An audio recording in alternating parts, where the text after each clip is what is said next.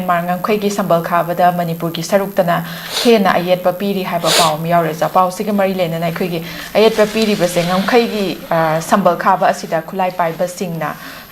khulai pai ba singi mai kai degi khoi gi IED sing phumduna ayet papirak pa sina construction gi thabak ta mangam san bangamdri haiba wafam duni oza wafam siga mari lena na khoi gi tongan ba handaki nauna wasak loba CM sina bu hairaga su tongan ba development gi khongthang kya amadi paikhatle haitare adubu khara sothari ba jaga samna border fencing aduga free movement na chingba kaya amadi akhoi gi area khara amada adum sontharaga leiri haiba wafam duni oza sumaina leibase kai wafam di phongdo pining oza masi jenta jida akhoi yengwi ari si government am haibasi masi miyamgi kanoni sasani ko hoi aduna miyamgi apamba miyamgi yaifana ba thok to bai ma thawni natra hoi adugo den namana sambal khabu oiro natraga nga sagi lambi sembu oiro natraga whatever any development of si praja sangi makta su dum coordination khar lo mathau tai ko natra adu den namana yekhai thingai ba khara tholi sidi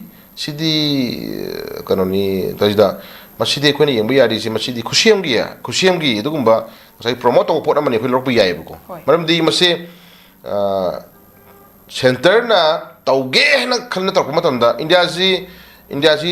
sai malem gi leba khuding makki makta yam shakti leba amani na ngasi judum khoi count to nari pramani ko ado khoi gi india gi prime minister bidiba khoi narendra modi ji si he was the sai yamna prime minister malengi prime minister sing marakta khuthi ko matamda adum ranking 1 2 3 4 5 adum yori ba mi haitare ko yam thau phaba yamna ngasagi kai ni tobungam ba ko mangonda sai tawgi khama thau tobungam ba dugum ba ngasagi yam sathiba prime minister sing marakta masu amani na khuthi ko yori ni tra hoi adi home minister ga ji chindaman hairi se magi ma chindaman pi speech daman pi se india gi india hai ba gi laimai da manipur nate ko india hai ba gi laimai da drug ka mai na bas 0.01% man india gi laimai da drug ki wa chingan adi 0.01% le hello na ma produce story intra permane adena mana kari ni any loan ya da thawai je india gi laimai da gi maru phukna muthakane ji mana chele bana hai speech man da hai pona mane ai ta ga di manipur thoiba crisis me am ju manipur thoiba thengreba irang me am ju indo myanmar border da jingam khai samal khabada sagi thengreba consequence me am je kari no haiba jikam da bona bo khangoni kaino da khangoi reno madugi border area da from since sai sang thong ta holiba dugumba central security force man da asara phani yauri kala na yauri pramani ko moi ground report le mani ko asai area ji da sagi dum nga ki thau macha problem macha khara jina sagi achau ba hingre samoi thola ganda ai pen da ngam ko nuai te ko hoi tabu to but mase sagi ai manara ga sanamina ba ko natrang sagi posak si kai ni thawoina kana gumba leader khara na masi khoina ngai kai nom da sana ba man pora masum khoi u mami khara tai haitare sin ta ko na masi hena kashuina rubnate ko ngam khai saman khama ga isi kashuina rubnate ko ngam khai saman khaba isi leiba am la thanam nate natro india ga you know nari ba bangladesh wagera adagi myanmar wagera natraga pakistan wagera natraga india ga mai nari ba india ga le border area sing ji da leiba am ga border gi lamje chena ba leidana lam khaba yaroi hai nomai kapsna ba nate ba sidiko natro yamna cooperation ne na irang thoktana leiba ga phajna make sure na sing ne na magi lam khaidong na da yar mane ing da kha ko ni na sidida irang crime sagali sikana kana ha basimadi khang ne hetare go mena ko adu matam jana moina action tekal khopang ngai ban kai no khoi hangbal lei ba ko aduna tawge am to di kshli bodina te to bo sai area sti de sin tajida adum policy ma planning ma ko iman mana pora ma dum yaw mi ta ba se khoi nuaite masi policy ma ni ko policy ma ni no hi yeng tare natra mamang da se ngam khai sambal kha ba do reti par lien ma maliko khong kun sa ka thala me to ngi do hajina aidi phumga thuga haibagi haibai wani mamang da makhong khara ka thalam badu kilometer kya no sangba ma ka thalam me to budu ka thalam jaga du gi mathaki area dana army lei hai ko makha dana moi police team la ing badu moi na kai reti na kai bra na tragana moi katar bisin do kai bra amadi oire ko yam phasana sana nang kai ba yo singdo katar bisin ka azu ngangmai khom ta ne bra ngangmai khom ta ni den reti na ka azu adu adai area du khari ba potu adu magi level le ramgani thabak sumi le ramgani natragana round the clock कोई समन खारी बनी मदु सोइदना बंगाम दना बना पिथर इब central security force अदु ngai area की लेब sepoy central forces सिंदु मदु मतम तानि यंगदबरा को प्रमाणि को होय अखो उदि खर लेगनि हुरा बनि हुरा लदि हुरा बनि हुगे खलादि नुंथिन बो तो मापु ले ने हुदी हुई हाइनै नि को अदु एरगसु तंगाई फदना ngai kai हाइनि हुरा मै तरानि मपुगी नो हाइट्रो हुरा मना मा तरानि दिमा लेपतना हुबु ngam bi ai को अदु one day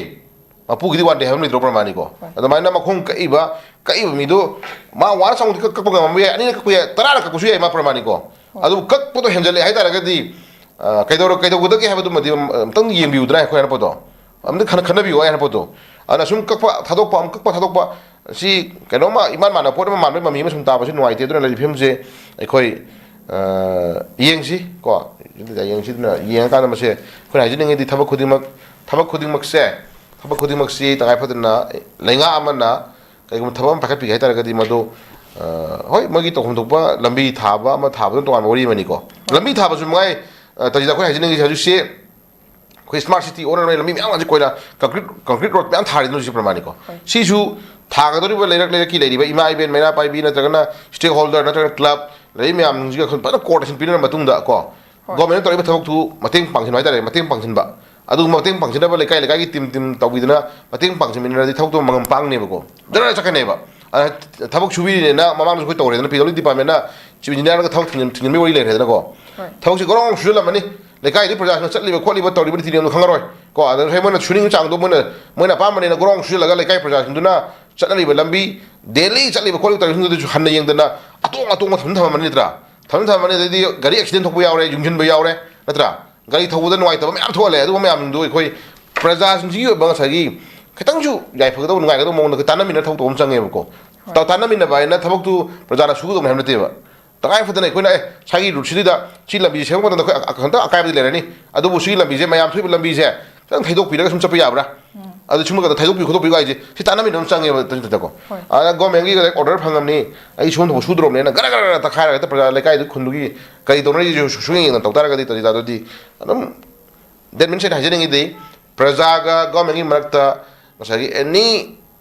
म्यूचुअल अंडरस्टैंडिंग हाइतारे को थाजन चांगी वाहलाबको थौतो तो मंगम सामंगम मोयबको फजबजु ngam चखबजु ngam मोय अदुना गवर्नमेंट तौन थौ खुदिमक सी प्रजागा फजना थोरली तानामिनदना खंगनामिन तरा प्रजा तानामिन बाइ माइ के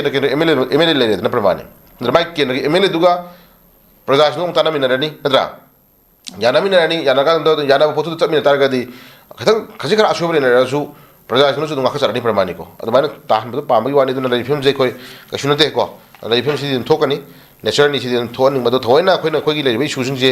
थोइना डायरेक्टर मन फमगा सानाबा मानबा इशु मदि दुम याव मालिबा मी को खोइ मणिपुर गिरांग को दुना लेफिम स्वाइन थुमजागी सनसन होय थागा चै जा मखाता